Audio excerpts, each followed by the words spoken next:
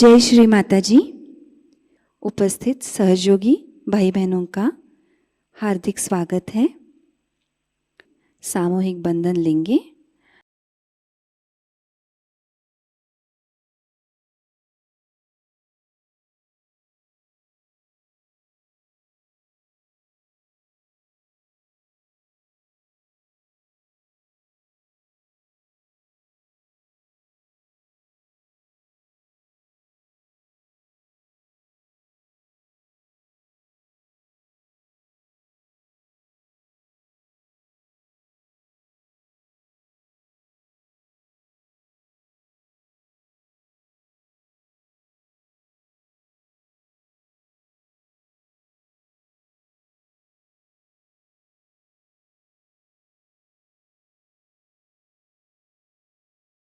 तीन महामंत्र और श्री गणेश मंत्र।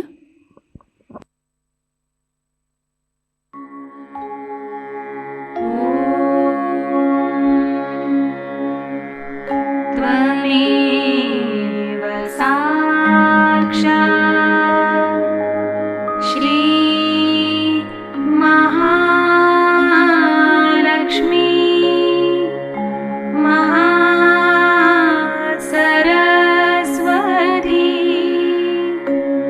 महाकाली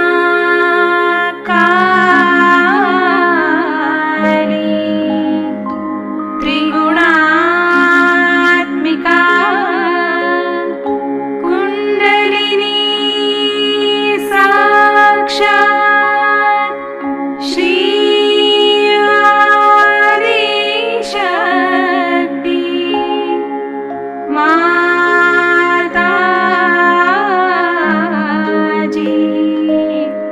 श्री निर्मला देवी नमो नमः।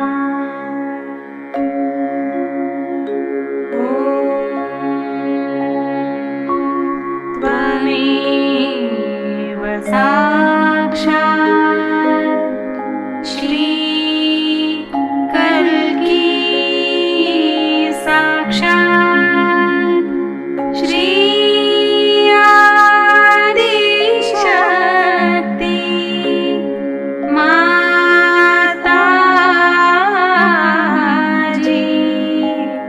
श्री निर्मला देवी नमो नमः।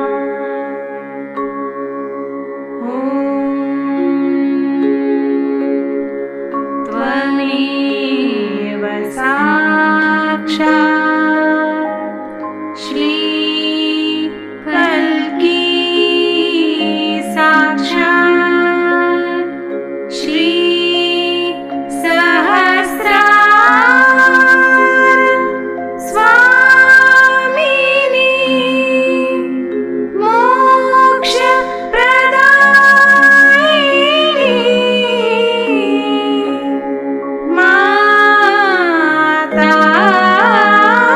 माताजी श्री निर्मला देवी नमो नमः।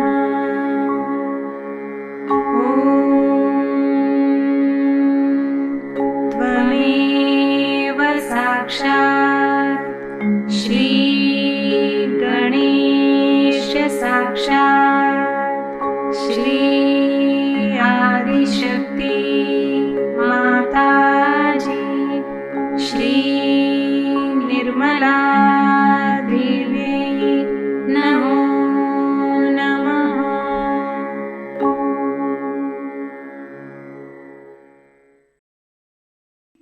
श्री माताजी कृपावंत होकर हमारे आत्म साक्षात्कार को दृढ़ कर दीजिए। कुछ क्षण परम चैतन्य का अनुभव लेते हैं।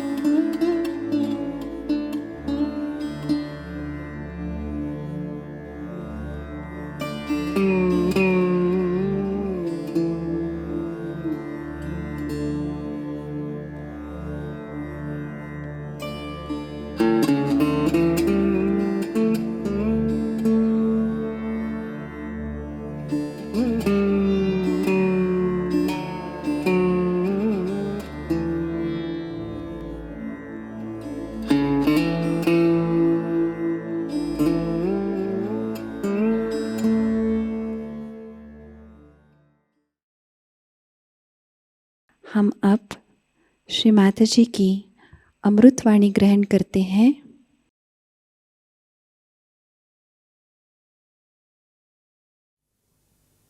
Today it's a great day for us,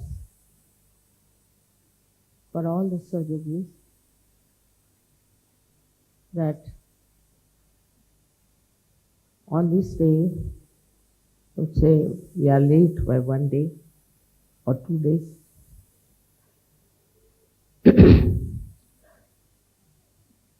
The Sahastrara was opened up.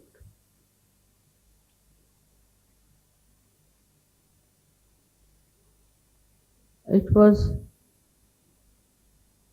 just a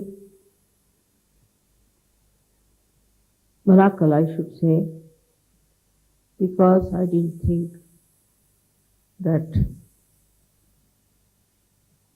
I am at a point where it could be done.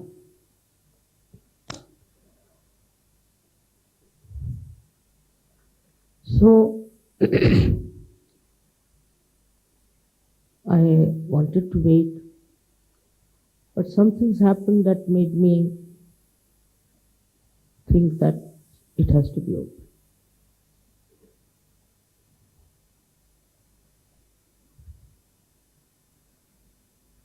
It was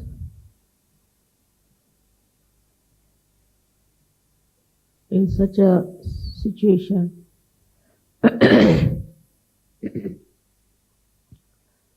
that I felt if I delay it anymore now, it may help these false gurus to spread their nonsense all over.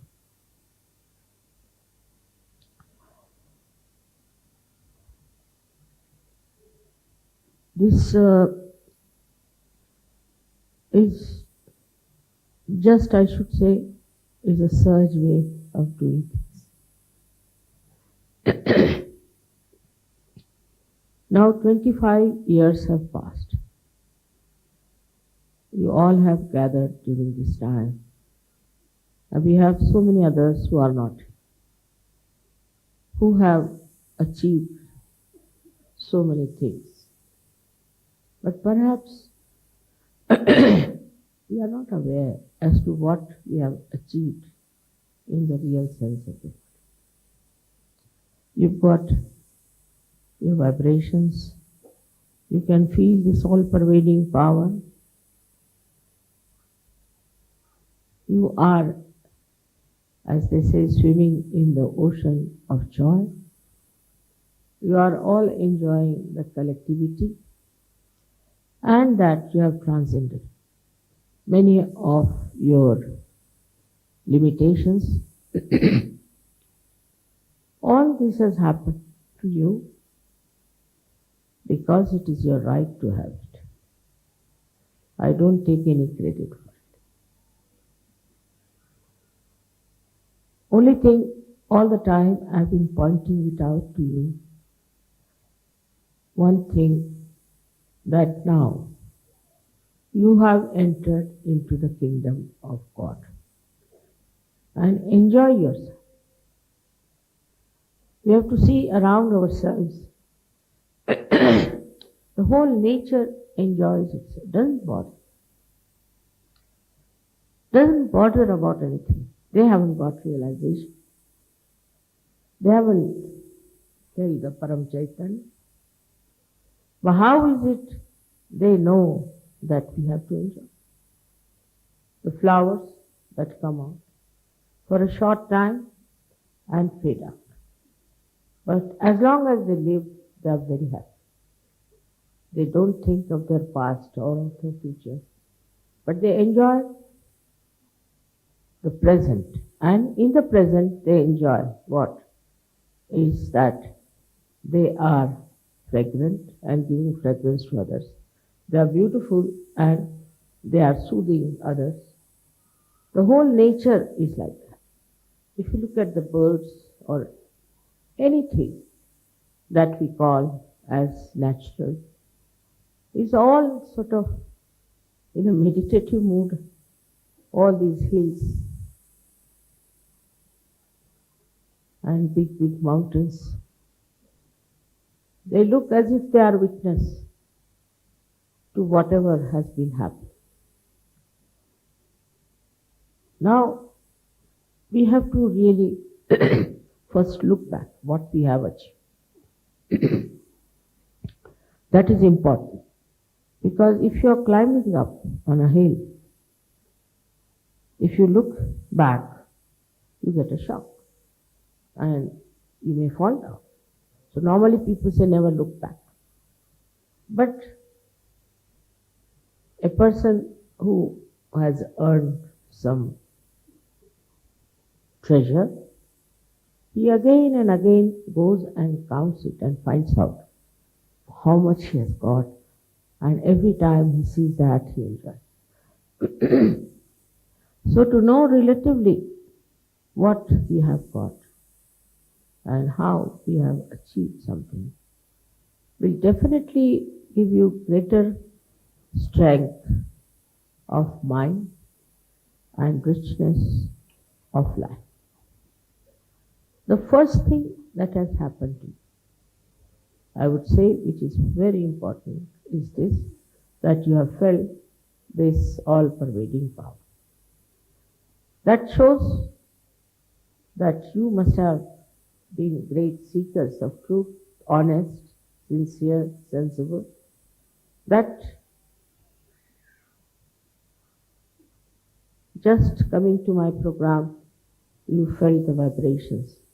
And after that, you started settling down into it.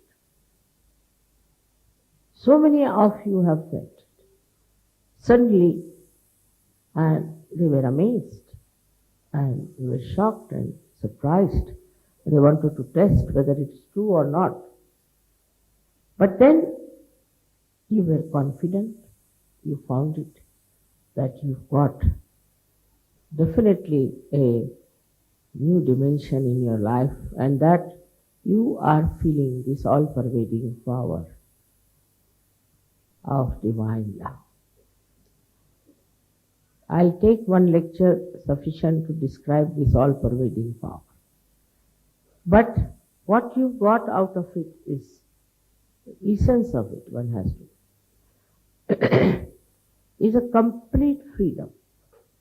You have achieved your complete freedom. First of all, the freedom has come to you, first of all, most important, is from your ego. This wall of ego you have crossed. You have got out of the bondage of this ego, which was really so much full of problems for you. So many things this ego does of which you are not aware. Firstly, a person who is egoist doesn't mind hurting anyone. He hurts, but if he is hurt, he doesn't like it. Immediately start crying. Especially, I've seen people who have too much ego are very easily hurt. But they don't understand how many people they have hurt already, and how many are really frightened of such a person. So you got rid of your ego. It is sinful to hurt any other human being for anything, for whatever may be the reason that you feel you should hurt another. The first is the revenge. The idea of revenge is there, that I must take a revenge on the person who has hurt me or has done some wrong to me or something of that kind. This idea of revenge comes when you react. Some react very violently. I've seen people murdering each other in the name of revenge, killing their own kith and kin, killing their fellow men, their countrymen all over the world is some sort of a stupid idea of revenge. But if you go to the subtle side of revenge, what is it? What revenge have you taken? Supposing there is somebody who has troubled you, you are angry with that person, and you have killed that person, so you have actually saved him. He won't have to suffer from guilty conscience, he won't have to do anything, it's just finished. What is the revenge is? The revenge should be only by which a person gets out of his idea of killing others. Like a sword never fights a sword, it fights the shield. In the same way, the revenge that we think we can take on another person is not a revenge. Because any action you take in the name of revenge comes back to you and hurts you much more. So many things can happen if a person in the name of revenge starts acting. Now, for example, these days, in the whole world, there's so much of revenge going on, even in the name of God. Taking revenge because certain people are following some religion, or they are doing something else that you are doing. Working out this kind of a revenge. What is happening is that you are just killing people, destroying them, who do not even understand what sort of a revenge you are taking. People are putting bombs and putting all kinds of things. And by that, thousands of innocent people one is killing. So what kind of a revenge have you taken? They don't deserve any revenge. So this revenge, when it explodes, can destroy so many innocent people, and it will definitely react on you. You cannot get away with it. It's a very long process of this revenge. I have told you about Bermuda Triangle, what they say, that so many blacks were taken, slaves, and were drowned in that age. So their spirits, they are saying, are haunting on the people who are passing by, mostly the whites, and they just drown them. So it's a very long process, and all that I need not discuss at this auspicious occasion, but I have to say that when we take revenge, every action has a reaction. So somehow you have got out of that idea of revenge. Just out of that idea. There's another thing, that if you don't take revenge and leave it to God, it acts. It acts. Not only that, but the divine power takes into its own control how to really give a good lesson to that person or to that community or to that kind of organization which is taking a revenge on you. You don't have to worry. I'll have to tell you that in these 25 years I've seen people have been extremely unkind. Many organizations, many so-called religions and all kinds of things have been after us. Media has been after this. Take the example of French media. They tried to trouble us so much and tried to bring bad name to us. Doesn't matter. The media people now, 3 of them who went to India are now under warrant, and if they go to India, they will be arrested. I didn't do anything. We didn't do anything. Secondly, the same media, the same newspapers are all bankrupt. You didn't do anything about it. You didn't go and say that they should become bankrupt. You didn't take any revenge. Why should we? Why should we take any revenge? Because we are not bothered as to what happens. We are not bothered as to what these people have done to us. But legally they are now involved in such a way that they are under warrant, and if they go to India, they will be arrested. And the whole of French government is with them. All of them are trying so much, but this punishment is on their head. In their lifetime, they didn't have to die or anything. In their lifetime, they have got. So, you have got this special power that you don't have to take revenge, or you have to just forgive. Just forgive, and the forgiveness will look after the whole arrangement of how to bring the other person to its proper path. So, once you are out of this idea of revenge, you really feel very peaceful, extremely peaceful. Because this peace that you have within yourself is not unnatural, it's not mental, but it just happens to you. It's all right, so what? If they have said they have done anything wrong to us, why should we?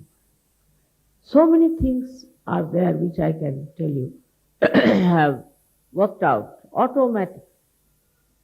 Now in Turkey, they told me that there is some boy who is from England, and he went and told the media something against Sahajayoga, and it was all published. But in the court, he confessed that whatever I said was wrong. Nobody went and told him, nobody threatened him, nothing happened. So from your point of view, you must understand that you are not going to get into any mess of taking revenge of anyone, because you belong to the government of God. And this government is extremely alert, very genuine, and also extremely efficient. And as far as you are concerned, you are a citizen of that great kingdom. So what you have achieved is the citizenship of this great kingdom of God, where you should feel absolutely secure. The man who is secure is never afraid. Never afraid. So you have also got rid of your fear. Man is I don't know why he is afraid of this and afraid of that, and worries about this and worries about that. It's something surprising how they worry about their health, worry about their family, their children, their house, all sorts. But Sahajogis don't. They don't. We have no worry. It all works out. Why should we worry? That instrument of worry is over. It's finished, I think. It's gone out of order. And what you are now in a state where you just have no time to worry, because you are enjoying yourself. This fear I have seen in people works so much that so many diseases people get out of fear. So many. Especially most of these left-sided diseases people get out of fear. What is there to fear? This is like You beat the Mother Earth saying that there's a snake. There's no snake, but you may just feel that way and you may go on. With this fear, anybody, any kind of a uh, idea about a phantom or someone or some sort of a big devil standing somewhere, it is all nonsense. For you, it doesn't exist. Say in the darkness you are walking, so you see forms and things, and some people say, I saw one on a tree, some sort of a form. It doesn't exist actually, it doesn't exist. But this fear in man makes him think like he's afraid of this and afraid of that, and then as a result he loses his freedom. He becomes slave. Slave to so many people. He's afraid of that such and such man will harm me, such and such man will trouble me. And the whole concept of fear has ruined our family lives. For example, a wife is dominating, husband is dominating. There's nothing to fear. Nothing to fear. By fear only you play into their hands. So supposing the wife is dominating, just make fun out of it. If you cannot make the fun in the presence of, say, your wife or your husband, better make it outside, thinking, oh, look at that. It is your special quality now that you can really get rid of your fear completely. What is there to be afraid of wife or afraid of husband? What can he do to you? At the most he'll kill you. So what? You are going to die in any way.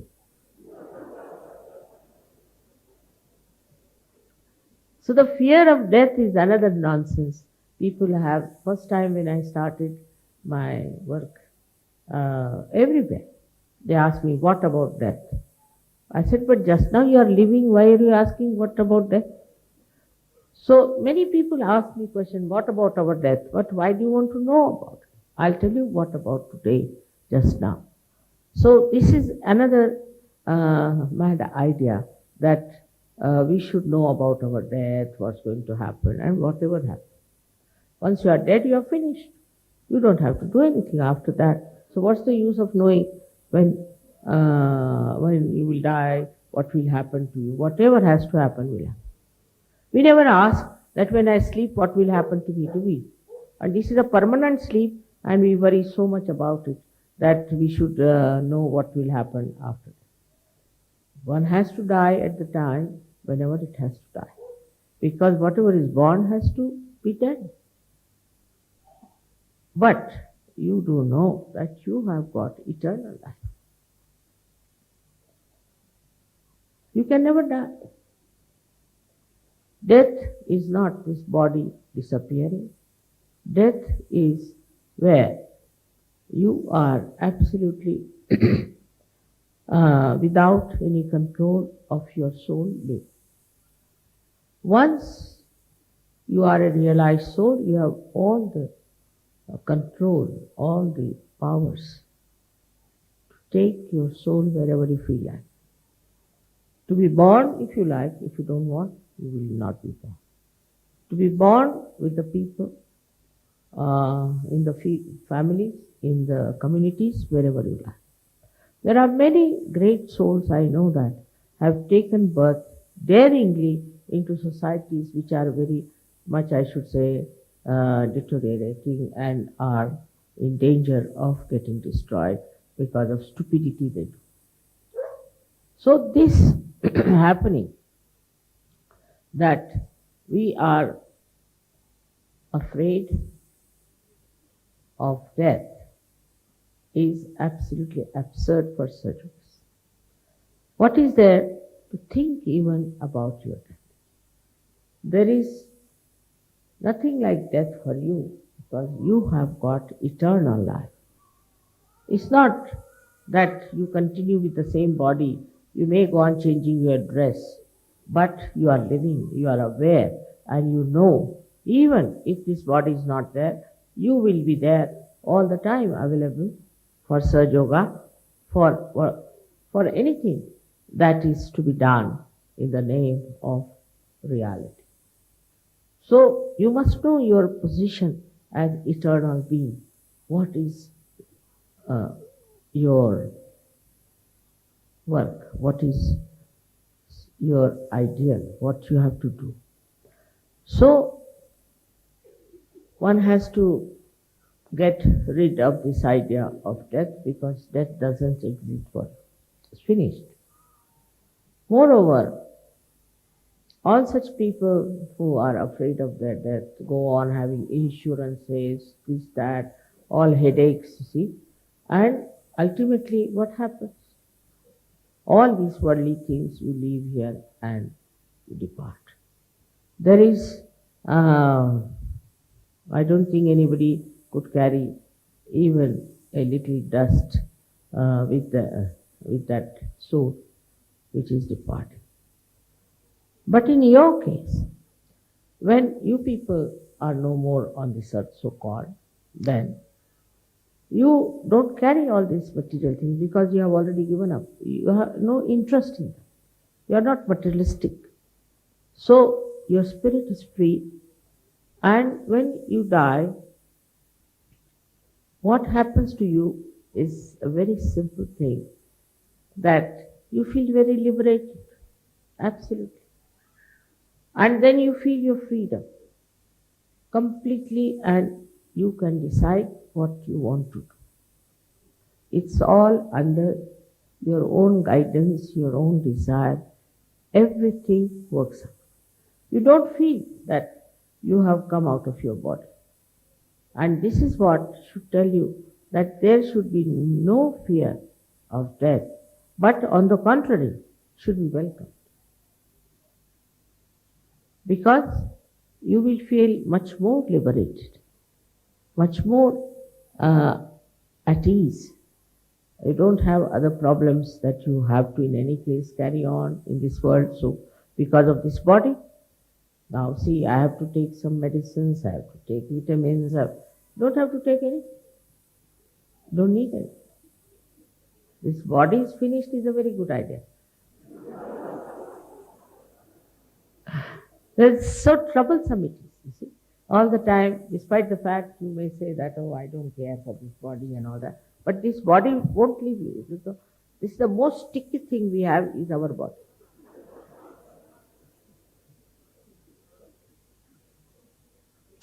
So to forget about death should be the easiest thing for you.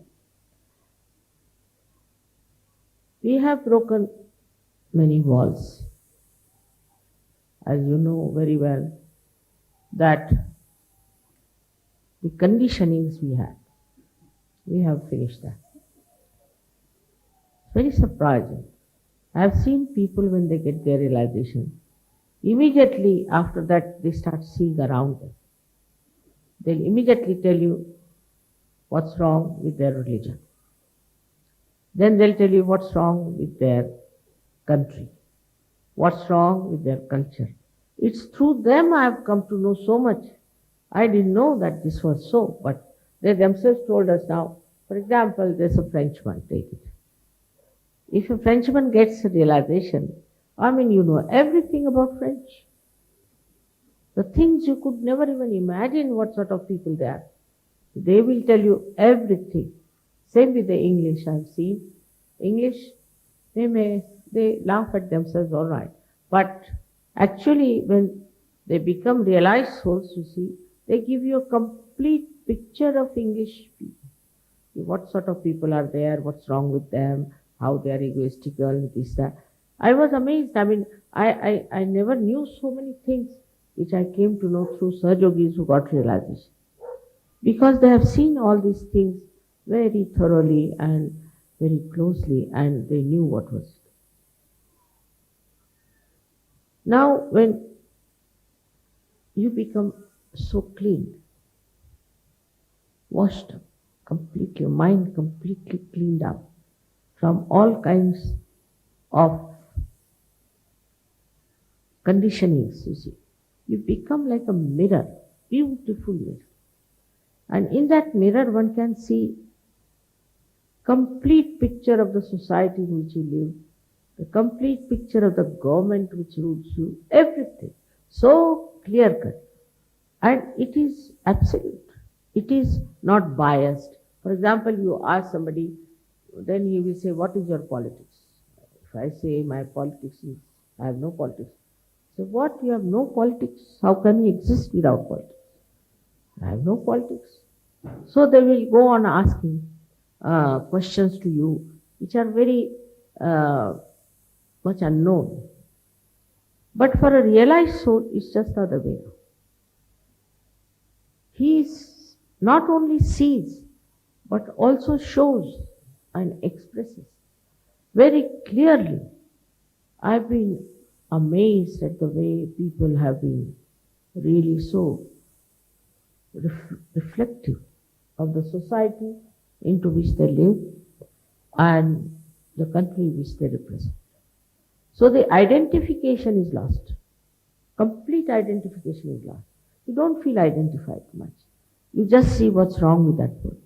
Then also another point is that you start seeing how you can help, what you should do, how you can work it out. And the importance of that becomes your main theme in life. Everybody I see yesterday, the way you brought all these flags and all that, behind that flag I could see all of you wanted that peace should prevail in those countries. They should get all the joy and beauty of Sahajayoga. It's what a feeling it is. It's not like yourself becoming Sahajogis and sitting in the corner, no. They want to do it for that country about which they are not identified, but without identification, they have that deep feeling that they have to work out correctly. It's a very different type of personality you develop. Normally, you see, if you say a word against somebody that see in your country, they do like this. Oh, what are you talking? What about your country? Immediately, they'll never accept. If you just try to say one word against their country or their government, which may be the most rotten government, but no, state, what? They are all right. That kind of stupid identification, which keeps you completely glued to that society. Like some people will say, no, I have to go to the pub. I say, why? Why have to go to the pub? That's our society. That's our culture. We have to go. We have to go to the pub, get drunk and fall down, all of us together. That's the sort of thing we are. We can't help it. You see, this is what it is. You tell anybody that why do you do this like this? What is the need to do? No, because I have to live in this society. After all, I belong to this society and I just can't do what I like. But when you get your realization, you can do what you like. You can do what you like because you only like that is righteous, that is good, that is constructive, that is helpful. So you can do whatever you like. After realization, there is no restriction for it. All these restriction of don't, these really enslave you. I think it very much enslaves you.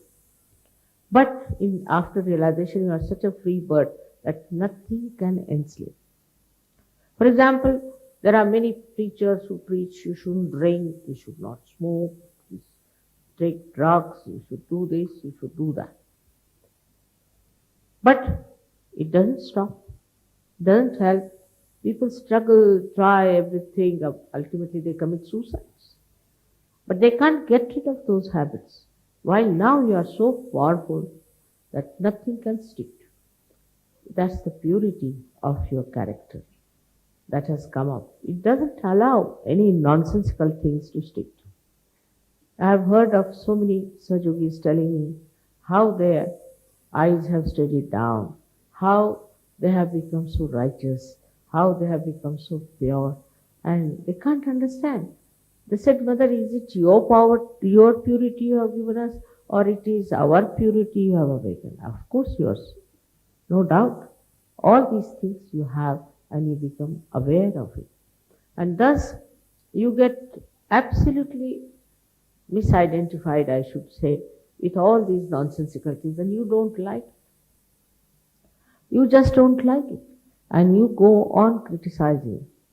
I have been to all these countries also before, and I have met people who are very much identified. And diplomatically, I was not supposed to say anything whatsoever that would make them feel that they are doing something wrong.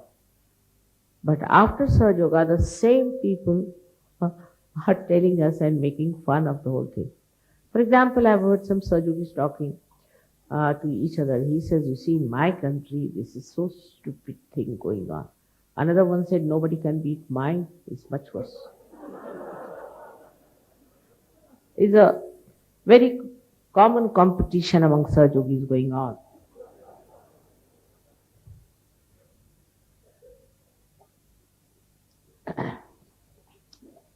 So that we have to see how pure we have become. And in this purity, anything that is dirty, murky, anything that will spoil this purity, we don't like it. We don't like it. We are washed, cleaned from inside, and we won't want to take anything like that within us anymore. Then I have seen also the way people have become so compassionate. It's very surprising how they have become compassionate to each other. For example, there were two Sahajogis.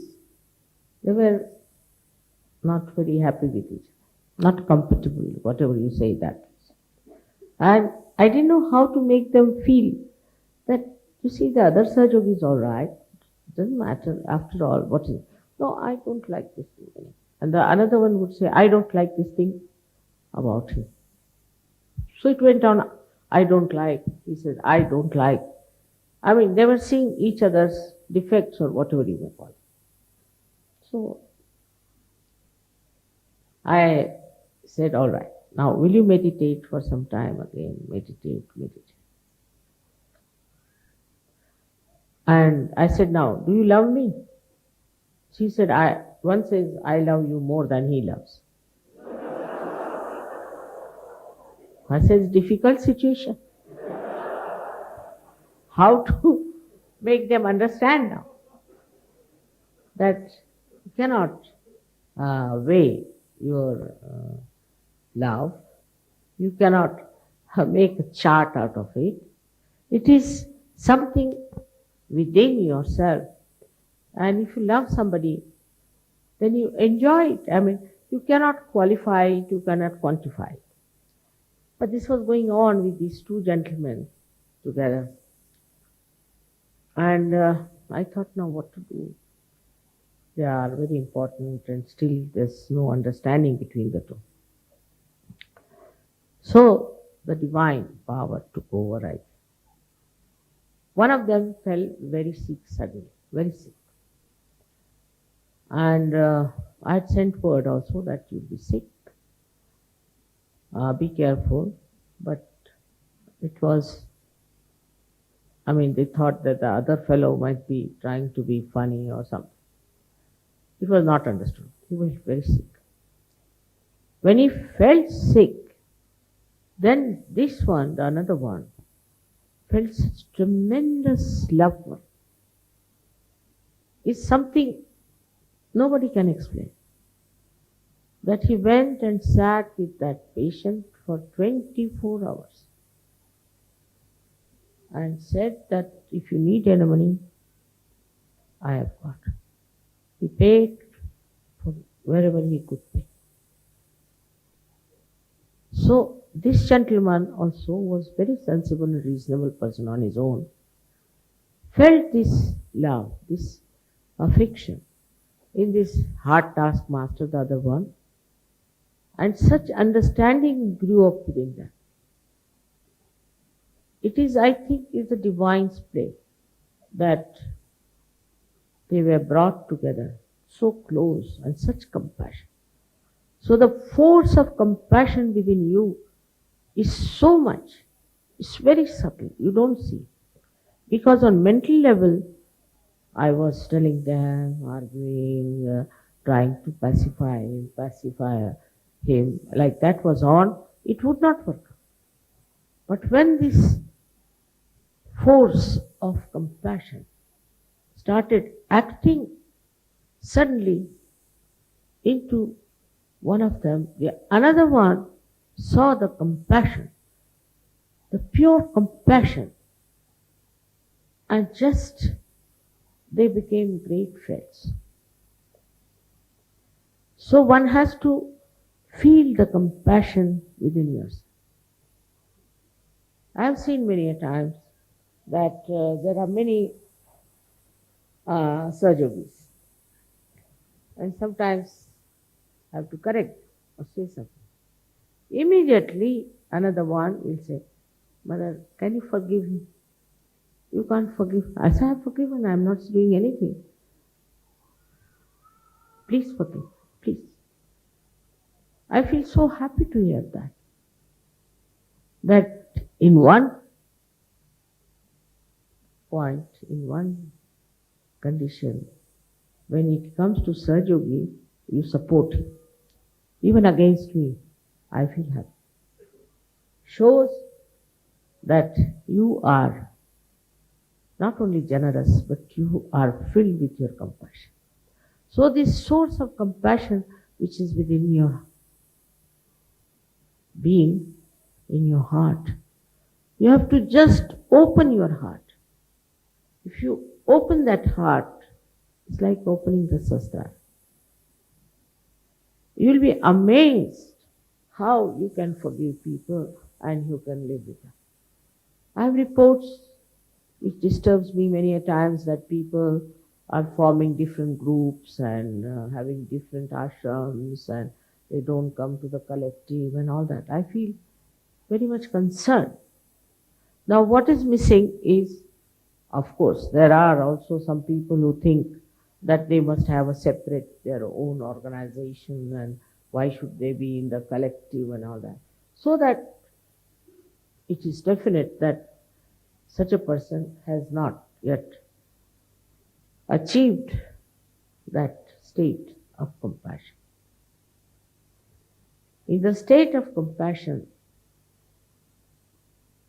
you like that somebody tells you that don't say anything to such and such person. I don't want you to say this. It's very, very joy-giving to me. Like we had one couple, they were quarreling throughout. They used to send me letters after letters. Was fed up. Telephones after telephones, both of them quarreling. Quarreling so much. I didn't know what to do with them. So, I thought that it's better that they divorce and finish it off. And I told them separately that you better divorce each other and get out of it. But the complaints you have are such that they cannot be solved. I said, how? I said, you are saying that my husband doesn't give me more time, he is always out, and he doesn't spend any nice moments with me, we don't go out, and all these complaints are there. And the husband says that she always troubles me, that I must take her out, and I must do this, and I must do that. I want to do it, but I can't do it. So I said, but when you take a divorce, you'll never claim anything. Permanently the husband is lost and you are lost. So why do you want to do such a thing? Immediately, this compassion started working. And then I put in a word. Supposing any one of you is sick tomorrow, then who will look after each other? This just put them out.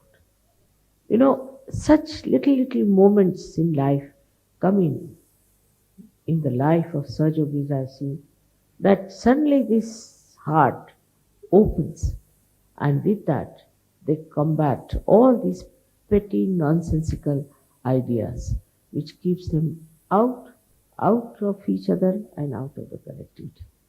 What gives me the greatest enjoyment is to see how you love each other, care for each other, joke with each other, and dance with each other. This is the greatest thing that I enjoy. I don't want to get rid of this idea of mine, despite the fact so many times I find it's hard to believe how could Sahajogis behave like this and try to create rifts and distances between the people who are realized souls. Because realized souls anywhere in the world, if you see them, they respect each other. Not only respect, care, and never talked ill of another realized soul. Never. I don't know if you have known about the private lives of these saints, but in India, as we have had so many of them, when you see them, how they have behaved towards each other,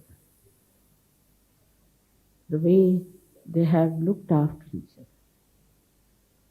it's so beautiful, it's so noble, as if they care for the other Sahajogi or yogi or a realized soul than for themselves.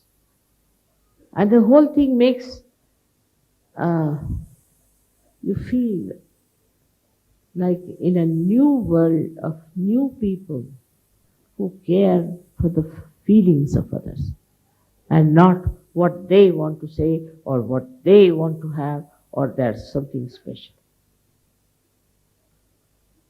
Also, in Sahajoga, you have lost your speciality. Some of them think they are very special. Supposing I call some lady to put, say, alta on my feet. She starts thinking she's very special.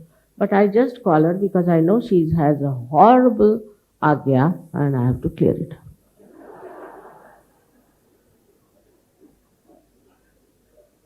And when somebody told me, Mother, she thinks something very special, I said, really?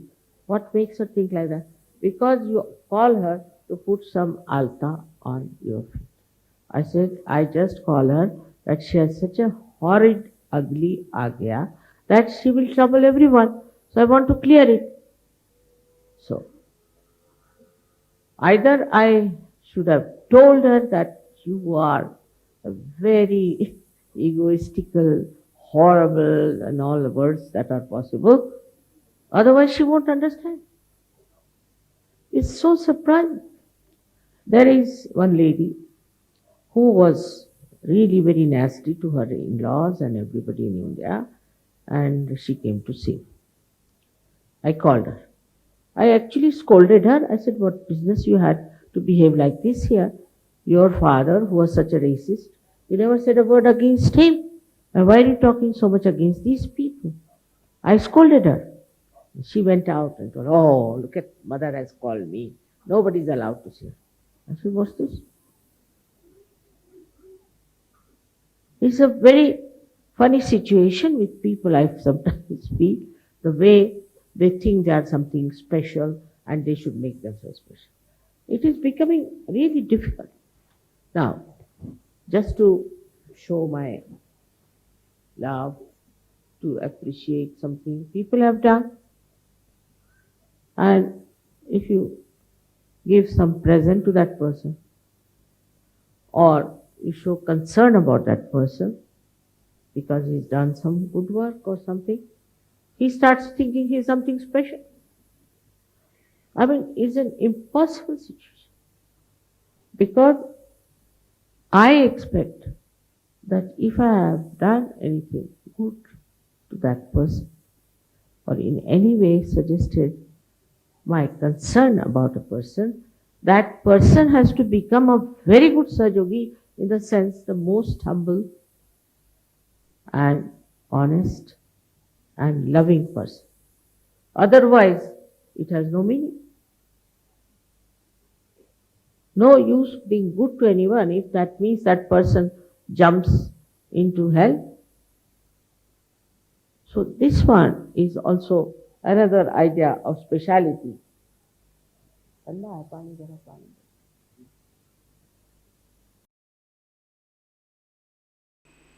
अब हम थोड़ी देर इसी स्थिति में ध्यान करते हैं।